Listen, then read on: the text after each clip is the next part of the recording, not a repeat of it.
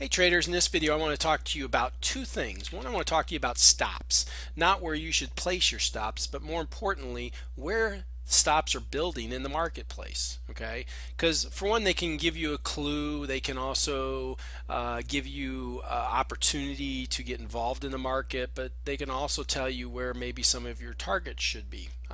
So it's important to understand that, and also who's on the other side of your trade. If you're short, who's long, and if you're long, who's short. Now, we know that there's numbers out there and you see them in your domes all the time. You're flickering up and down. And you know that people buy and sell every day. But really, when I say who's on the other side, the more important question may be, what are the feelings of those individuals that are on the other side of your trade? Because this is a real psychological game, and to understand that is, I think, one of the largest edges you can have in the market. I would say that most amateurs and anybody who tends to lose money in the market just has no concept of who's on the other side of the trade and what they're feeling, and then two, where stop placements are usually at in the marketplace. And I'm not talking about short-term stops. I'm not talking about the 5-minute stops. In other words, the stops that are placed on a 5-minute chart or a 10-minute chart. I'm talking about a daily chart. I want to see where the big boys are building up, and those are where the moves can happen, and those are where the best opportunities also can happen too. So let's take a look at this. I do have a soybean chart up here. I pulled this out for a couple different reasons.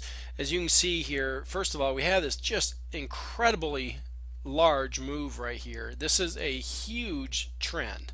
All right, no doubt about it. There's no guessing whether this is an uptrend or what. If you can't see this, I encourage you to go back and read some books on trends.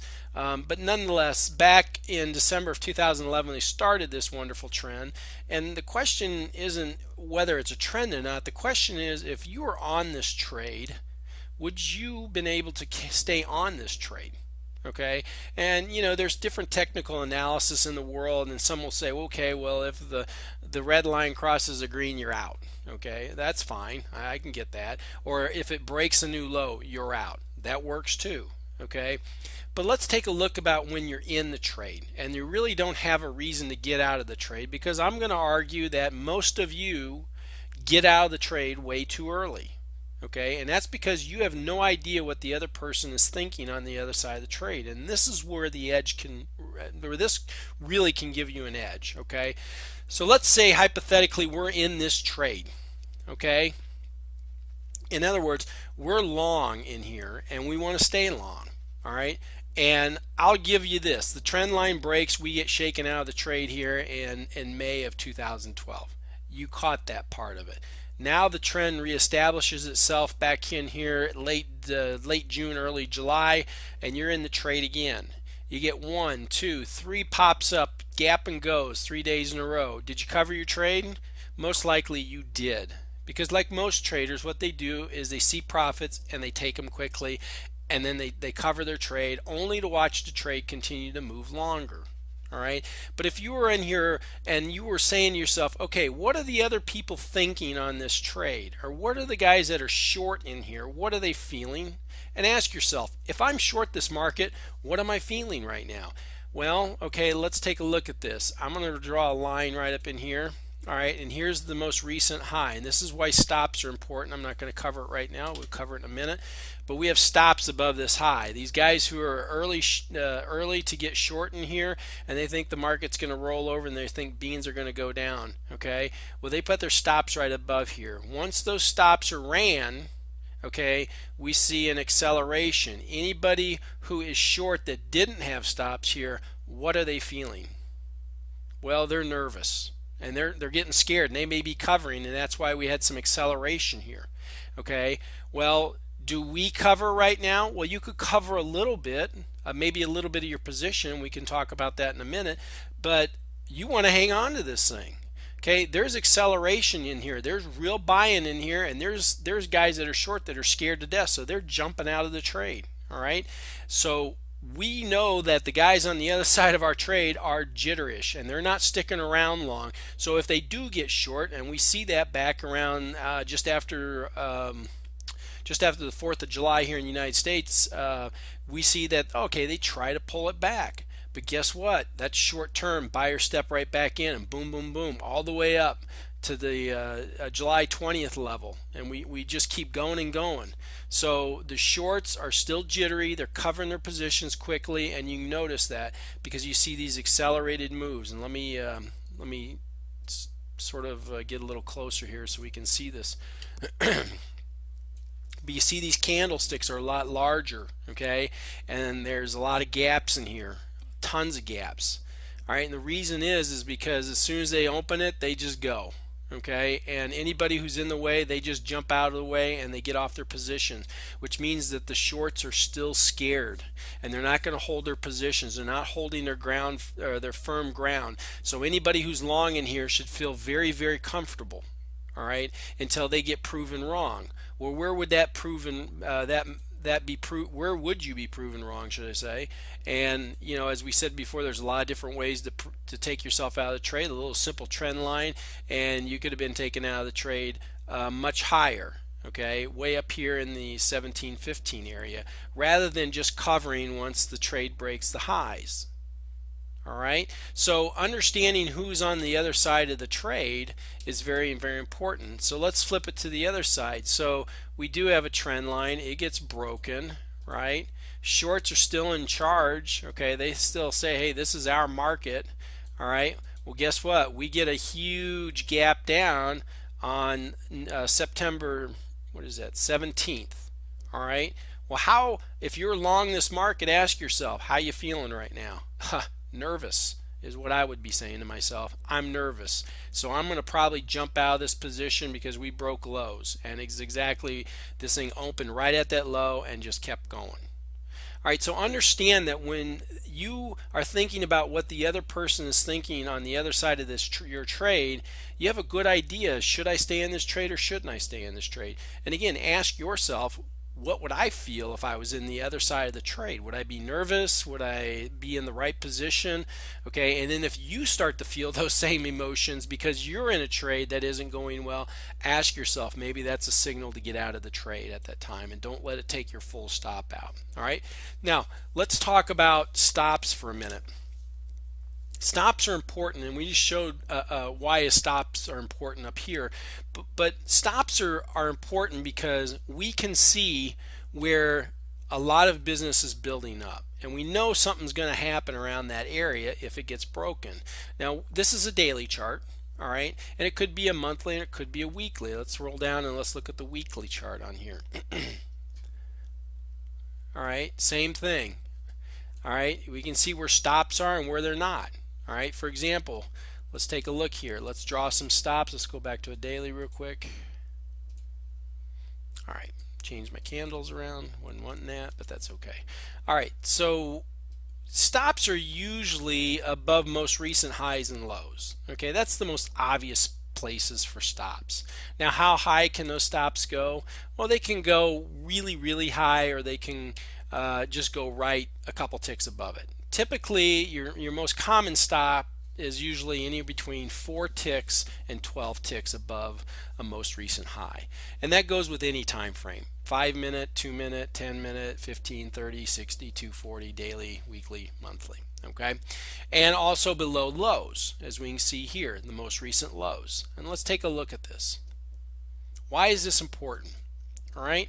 And why, I guess the question first would be, why do stops get taken out, and why do they always say that no stop goes untouched? Well, the reason is because it's the most obvious place where people are sitting.